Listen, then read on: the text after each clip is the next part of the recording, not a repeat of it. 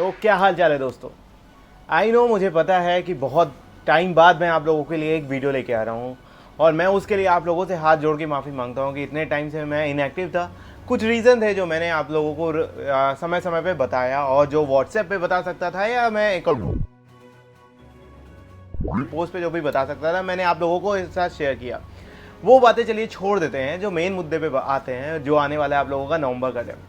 तो यार बहुत सारे लोगों का ये क्वेश्चन आ रहा था कि सर जो हमने मई में पेमेंट फीस कर दी थी, क्या नवंबर में दोबारा फीस करनी पड़ेगी या नहीं करनी पड़ेगी, कुछ आप बता दो।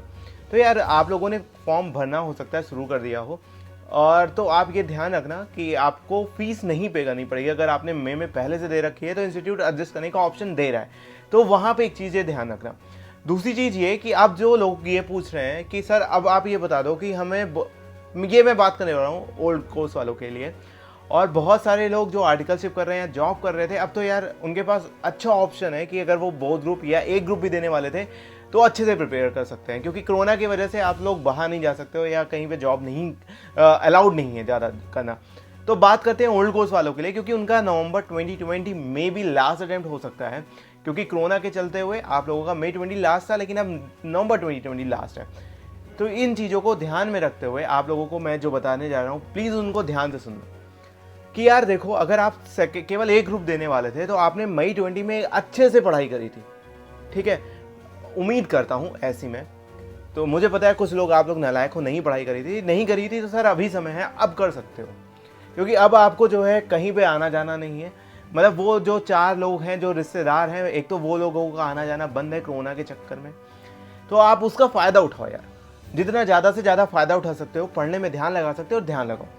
अब मैं आप लोगों को एक मूल मंत्र बताता हूँ, जो मेरे पास बहुत ज़्यादा क्वेरी आ रही थी कि मेरे से ये पूछा जा रहा था कि सर आप मुझे ये बता दो कि ऑडिट कैसे पढ़ाई करें, ITSM कैसे पढ़ें, हम लॉ कैसे पढ़ें, प्रैक्टिस मैनुअल कितना ज़्यादा हद तक यूज़ है, और आपका स्टडी मटेरियल कितना हद तक यूज़ है, RTP कितने अटैम्प्ट की करें और MTP कितने अटैम्प्ट की करें।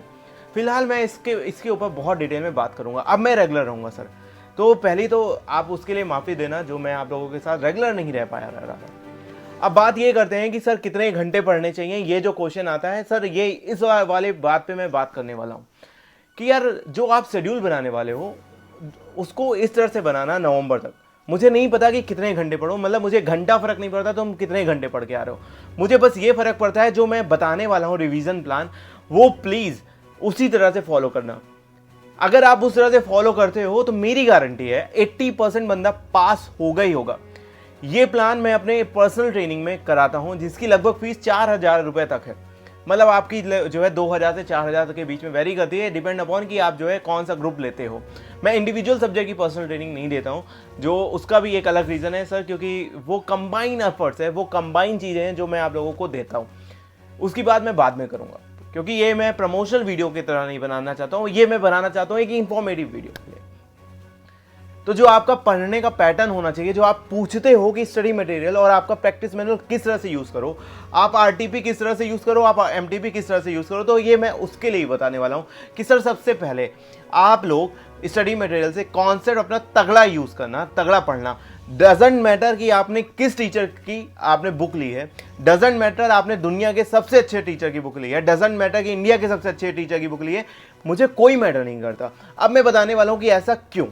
यार बहुत बार ऐसा होता है कि टीचर आप लोगों को ना एक्स्ट्रा पढ़ा देता है, और ये मैं टीचर का नाम नहीं लूँगा। फॉर एग्जांपल ऑडिट का मैं बात करता हूँ, तो ऑडिट में बहुत कोई टीचर ऐसा हो सकता है जो एक्स्ट्रा चीज़ें पढ़ा दे जो कोर्स में नहीं था, और वो चीज़ें नहीं पढ़ाए जो कोर्स में था। तो उससे क्या होगा सर, ICI को तो थोड़ी ना पता है कि टीचर ने क्या पढ़ाया। ICI तो भाई अपने मन का मालिक है ना, ICI तो वो देगा जो उसने अपने स्टडी मटेरियल में दिया हुआ है। स्टडी मटेरियल से कॉन्सेप्ट अच्छे से पढ़ो। अब ये एक्सक्यूज मत देना आप कि सर स्टडी मटेरियल तो बहुत बड़ा है, तो भैया देखो बात ऐसी है, जो आप करने जा रहे हो वो भी बहुत बड़ा है, तो स्टडी मटेरियल बहुत बड़ा है, ये एक्सक्यूज मत देना। आप सर स्टडी मटेरियल कैसे पढ़ें, हमने टीचर की बुक से पढ़ रखा था, अब आप कह रहे हो स्टडी मटेरियल पढ़ें, आपने क्या मेरे को बेवकूफ़ समझ रखा है, कैसे पढ़ें। सर कुछ भी नहीं करना है आपको, आपने टीचर की बुक पढ़ रखी थी, टीचर की बुक ने जो है उसने टीचर ने कुछ ऐसा इन्वेंट नहीं करके डाल दिया अपनी बुक में, टीचर ने भी स्टडी मटेरियल को भी किया हुआ है। बस एक बार भाई, एक बार बड़े भाई के कहने पे, अपने बड़े भाई के कहने पे एक बार स्टडी मटेरियल को पूरा पढ़ लेना।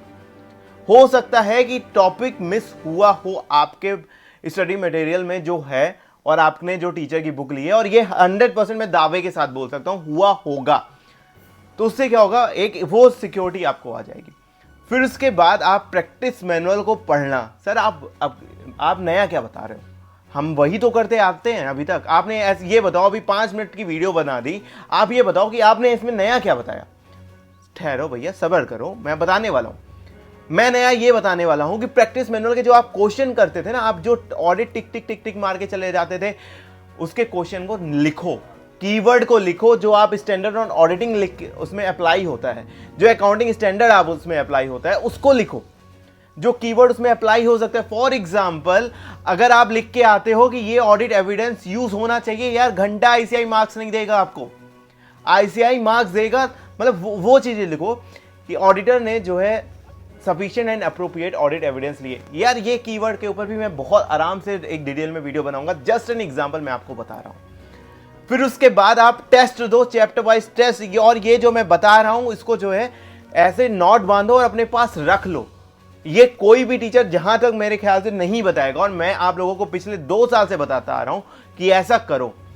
आप बचपन में जब पढ़ते थे, आप याद रखो 6 क्लास में, ठीक है, जब 6 क्लास में आप पढ़ते थे, आपका क्या होता था, आपका टेस्ट लिया जाता था, फर्स्ट टर्म टेस्ट, और हर वीकली टेस्ट लिया जाता था। फिर उसके बाद आपका मंथली टेस्ट होता था, आपका 6 मंथली टेस्ट होता था, क्वार्टरली टेस्ट होता था, सेमीफाइनल्स होता था, सॉरी सेमीफाइनल बोल रहा हूँ, हाफ ईयरली टेस्ट होता था आपका, उसके बाद आपका फाइनल होता था। और यहाँ पे आप सीधे सीधे वर्ल्ड कप का मैच खेलने जा रहे हो, और आपको क्या लगता है कि आपकी प्रैक्टिस कितनी अच्छी है। तो उससे पहले यार टेस्ट दो ना। और अब आप कहोगे यार टेस्ट सीरीज के पैसे नहीं है, तो भैया पैसे नहीं है कोई बात नहीं, किसी सीनियर से दिखवाओ, किसी जो है खुद की गलती रियलाइज करो, प्रैक्टिस मैनुअल के जो क्वेश्चन है खुद लिखो और जो है प्रैक्टिस मैनुअल से मिलाओ। अगर पैसे नहीं दे सकते हो तो उसका भी सोल्यूशन दे रहा हूं यार मैं, क्यों नहीं कर सकते हो आप। चैप्टर वाइज टेस्ट देने के बाद फिर रिवाइज करो। मैंने आपको 3 स्टेप बताए हैं अभी तक। उसके बाद आप फुल टेस्ट दो, और फुल टेस्ट देने के बाद, फुल टेस्ट में भाई पैसे लगा लेना प्लीज, मेरी रिक्वेस्ट है। अभी तक जो है 50-60 हजार रुपए कम से कम एक ग्रुप की कोचिंग की तो दे ही दिए होंगे मेरे भाई आप लोगों ने, तो आप लोग 2-3 हजार रुपए और टेस्ट सीरीज में लगा लो, क्यों कंजूसी कर रहे हो। उसके बाद आप जब वो टेस्ट हो जाए, उसके बाद एक रिवीजन और विश्वास मानो जितना पहला टाइम में रिवीजन करने में लगता है ना, 2-3 बार रिवीजन करने में उतना टाइम लगेगा ही नहीं। फॉर एग्जांपल, आपने जो है अगर स्ट्रेटजिक मैनेजमेंट 1 हफ्ते में खत्म करी, और भाई बहुत आराम से हो जाती है, उसके साथ साथ एक सब्जेक्ट और भी खत्म कर सकते हो आप, और ये मेरी गारंटी है, खुद पे मैंने किया हुआ है।